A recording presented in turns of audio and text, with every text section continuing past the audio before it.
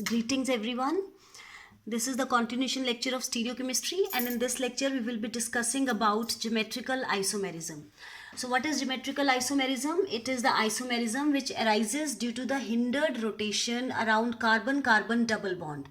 We know that carbon-carbon double bond is formed by sideways overlapping of the atomic orbitals. That's why there is hindered rotation.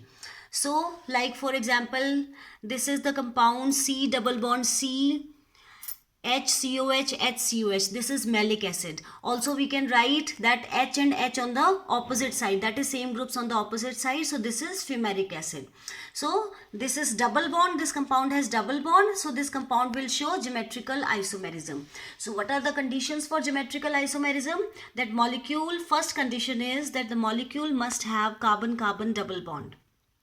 And the second condition is that each doubly bonded carbon atom should have two unlike groups attached to it. Like this carbon, it has two unlike groups attached to it. Unlike means which are not same. And this carbon, it has two unlike groups. Like we discussed earlier, that this carbon, two different groups are attached. To this doubly bonded carbon atom, two different groups are attached. In this carbon, two groups are different. In this carbon, which two groups are attached are different. So two different groups should be attached. Now, how we will what is the nomenclature for geometrical isomerism? We have E and Z, capital E and capital Z system of nomenclature for geometrical isomerism. And we have already discussed the sequence rules for rectus and sinister. So keeping those sequence rules in mind, how we will assign the configuration? First point is that the two atoms attached to each carbon are assigned higher or lower priority according to the sequence rules which we have discussed in rectus and sinister system. That the two atoms which are attached to doubly bonded carbon atom, they are assigned higher or lower priority according to the sequence rules which were already discussed. And the second point is, if the higher priority atoms are on the same side, we will double bond ka plane we will look like this. This is double bond and this we will divide the plane. If higher priority groups of two carbon atoms are on the same side and lower priority groups are on the same side, then the configuration is Z. But if the higher priority groups are on the opposite side, then the configuration is E. Here Z is a German, Z configuration comes from the German word zusammen, which means together. E word, it also comes from a German word entgegen, which means across. Also, please take care that we will not divide the molecule like this. We have to divide the double bond ka plane like this, that is horizontally, not like this.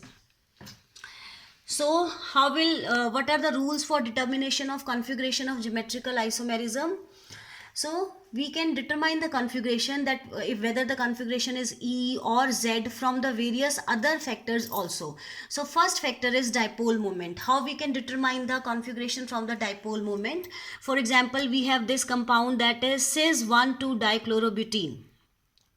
Now, both the chlorines are on same side. This is cis-1,2-dichlorobutene, and whenever there is polar bond attached, their polar bond always shows dipole moment. So for this polar bond, dipole moment will be on this side, and for this bond, dipole moment will be on this side. So there will be net resultant dipole moment. For this molecule, dipole moment is equal to 1.85 D. Capital D stands for debye, which is the unit of dipole moment. And the boiling point is observed as 277 Kelvin. But for trans 1,2-chlorobutene, trans means when chlorine groups are on the opposite side. Here, this polar bond, dipole moment of this polar bond is on this side, and for this, dipole moment of this polar bond is on this side. So the net resultant dipole moment will be equal to 0 because these two dipole moments will cancel each other. And the boiling point is 274. So, from the dipole moment, we can say that whether our configuration is cis or trans. If there is net resultant dipole moment, our configuration is cis. But if there is dipole moment is 0, then the configuration is trans. So, from boiling point also we can determine the configuration.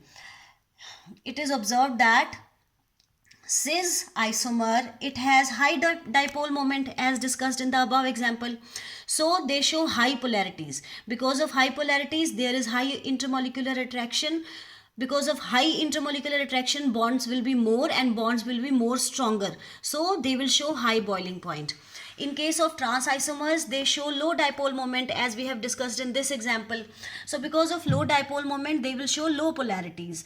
Because of low polarity, they will have low intermolecular attraction, so they will have low boiling point. So from boiling point also we can determine whether it is cis or trans isomer.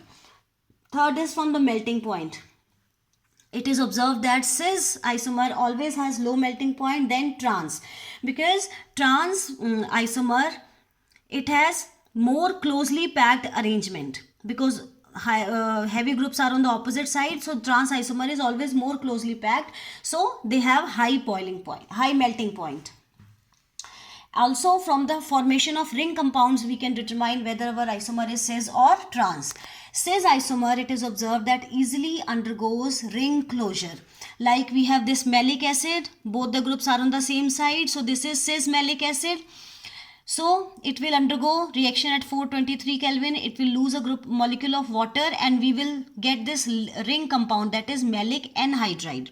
So cis isomer, it easily shows ring closure reactions, while trans isomer, it does not shows ring closure reactions, because here OH group is on the opposite side, COH groups are on the opposite side. So if we will heat at 423 Kelvin and we will try to eliminate a water molecule, then we will not get any reaction. So trans isomer, they does not easily undergo any ring closure reactions. Also,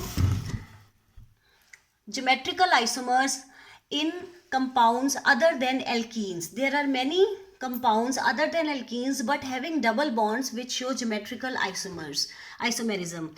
So we will discuss geometrical isomerism in oxime. What is oxime? It is formed by the reaction between C double bond O group, that is aldehyde or ketone group. It reacts with NH2OH, that is hydroxylamine. From here one molecule of water will be eliminated and we will get this C double bond NOH. This is oxime. For example, we have this acetaldehyde, it reacts with hydroxylamine, loses a molecule of water and we will get acetaldeoxime. So how we will decide the configuration of oximes? In case of acetaldeoxime, we can write this molecule as this. So if OH is on the same side as that of hydrogen, if OH and hydrogen are on the same side, then the configuration will be syn. And if this acetaldeoxime is written like this, that is if OH and H are on the opposite side, then the configuration will be NT. So in case of oximes, two configurations are syn and NT.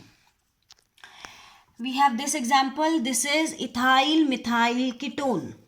It reacts with hydroxylamine, loses a molecule of water and we will get this ketoxime, because this is formed by the ketone molecule.